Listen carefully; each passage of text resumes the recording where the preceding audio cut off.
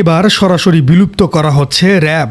আসছে নতুন এক স্পেশাল রেসপন্স, আর এর সাথেই আসছে নতুন এক স্পেশাল ব্যাটালিয়ন। দর্শক, বাংলাদেশের আইনশৃঙ্খলা ব্যবস্থা নিয়ে নতুন করে বড় একটি আলোচনা শুরু হয়েছে। কারণ দীর্ঘদিন ধরে আলোচনায় থাকা র্যাপিড অ্যাকশন ব্যাটালিয়নের পরিবর্তে এবার স্পেশাল রেসপন্স ব্যাটালিয়ন বা এসআরবি নামে নতুন একটি বিশেষায়িত বাহিনী গঠনের উদ্যোগ নেবার খবর সামনে এসেছে। এই খবর প্রকাশ্যে আসার পর থেকেই সামাজিক যোগাযোগ মাধ্যম, রাজনৈতিক অঙ্গন এবং আইন বিশেষজ্ঞদের মধ্যে শুরু হয়েছে ব্যাপক আলোচনা। স্বরাষ্ট্র মন্ত্রণালয় ইতিমধ্যেই স্পেশাল রেসপন্স ব্যাটালিয়ন আইন ২০২৬ এটির একটি খসড়া জনমতের জন্য প্রকাশ করেছে। খসড়া নিয়ে মতামত গ্রহণ, সংশ্লিষ্ট মন্ত্রণালয়গুলোর পর্যালোচনা, মন্ত্রিসভার অনুমোদন এবং জাতীয় সংসদে পাশ হবার পরেই এটি আইনে পরিণত হবে। আর এর সাথেই জেগেছে নতুন একটি প্রশ্ন, কেন নতুন বাহিনীর প্রয়োজন হলো? র্যাবের জায়গায় এসআরবিএলে কি পরিবর্তন হতে পারে? আর তারা কি বা স্পেশাল ক্ষমতা পেতে যাচ্ছে? সাধারণ মানুষের জন্য কি নতুন সুযোগ তৈরি হবে? আর সবচেয়ে বড় প্রশ্ন, শুধু নাম বদলাবে নাকি কাঠামো এবং জবাবদিহিতাও আসবে বড় ধরনের পরিবর্তন?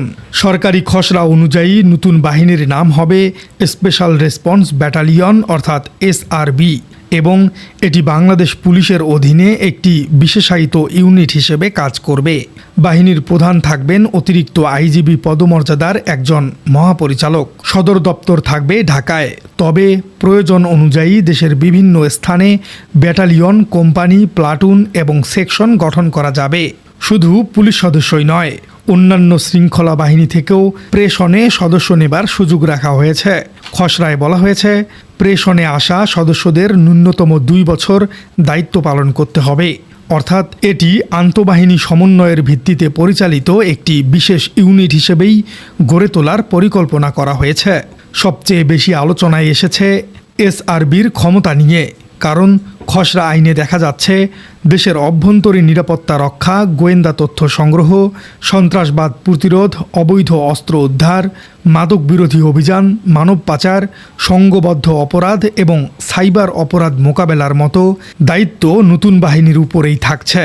এর পাশাপাশি আদালত, সরকার কিংবা পুলিশের মহাপরিদর্শকের নির্দেশে মামলা দায়ের, তদন্ত পরিচালনা, নির্দিষ্ট ক্ষেত্রে তল্লাশি, জব্দ এবং গ্রেপ্তারের ক্ষমতাও রাখা হয়েছে। অর্থাৎ মৌলিক অপারেশনাল ক্ষমতার বড় অংশই আগের মতো বহাল রাখার প্রস্তাব রয়েছে। তাহলে নতুনত্বটা কোথায়? বিশ্লেষকদের মতে সবচেয়ে বড় পরিবর্তনটি এসেছে জবাবদিহি এবং অভিযোগ ব্যবস্থায়। খসড়া আইনে প্রথমবারের মতো অভিযোগ প্রতিকার কমিটি গঠনের প্রস্তাব রাখা হয়েছে। এই কমিটির কাছে সাধারণ নাগরিক সরাসরি অভিযোগ করতে পারবেন যদি কোনো সদস্যের বিরুদ্ধে ক্ষমতার অপব্যবহার, হয়রানি, অসদাচরণ এবং অন্য কোনো অনিয়মের অভিযোগ থাকে। কমিটির সভাপতির দায়িত্বে থাকবেন একজন এনআরবিসির অতিরিক্ত মহাপরিচালক। এছাড়া থাকবেন স্বরাষ্ট্র মন্ত্রণালয়ের প্রতিনিধি, পুলিশ সদর দপ্তরের কর্মকর্তা, লিগ্যাল অ্যান্ড মিডিয়া বিভাগের প্রতিনিধি এবং মানবাধিকার ও বিচার প্রশাসনে অন্তত 10 বছরের অভিজ্ঞতা সম্পন্ন সরকার মনোনীত একজন সদস্য। খসড়া অনুযায়ী অভিযোগের প্রাথমিক সত্যতা পাওয়া গেলে এই কমিটি তদন্ত করতে পারবে, প্রয়োজনে আলাদা অনুসন্ধান দল গঠন করতে পারবে এবং সংশ্লিষ্ট কর্তৃপক্ষকে ব্যবস্থা নেবার সুপারিশও করতে পারবে। এই ব্যবস্থাকে অনেকেই ইতিবাচক হিসেবে দেখছেন, কারণ দীর্ঘদিন ধরেই আইনশৃঙ্খলা রক্ষাকারী বাহিনীর কার্যক্রমে স্বচ্ছতা এবং জবাবদিহি বাড়ানোর দাবি বিভিন্ন মহল থেকে উঠে এসেছে। নতুন প্রস্তাবে সেই দিকটি অন্তর্ভুক্ত করার চেষ্টা করা হয়েছে বলেই মনে করছেন অনেক বিশ্লেষক। কারণ এখানে এই বাহিনীর বিরুদ্ধে জনগণের কোনো অভিযোগ থাকলে তা সরাসরি এই কমিটিতে অভিযোগ দায়ের করা যাবে। অর্থাৎ চাইলেও র্যাবের মতো একচেটিয়া আচরণ করতে পারবে না এই স্পেশাল বাহিনী। শুধু অভিযোগ ব্যবস্থাই নয়, বাহিনীর সদস্যদের জন্যও বিস্তারিত আচরণবিধি এবং শৃঙ্খলা বিধি নির্ধারণ করা হয়েছে। দায়িত্ব পালনকালে মাদকাসক্ত থাকা, ঊর্ধ্বতন কর্মকর্তার নির্দেশ অমান্য করা, সরকারি অস্ত্র কিংবা সরঞ্জামের অপব্যবহার, বেআইনিভাবে অর্থ আদায়, অপরাধীকে পালাতে সহায়তা করা কিংবা অন্য কোনো অবৈধ কর্মকাণ্ডে জড়িত থাকলে বিভাগীয় ব্যবস্থা নেবার বিধান রাখা হয়েছে। এছাড়া কোনো সদস্য শৃঙ্খলা ভঙ্গ বা ফৌজদারি অপরাধ করে পালাতক হলে তাকে গ্রেপ্তারের উদ্যোগ নেবার বিষয়টিও আইনের খসড়ায় উল্লেখ করা হয়েছে।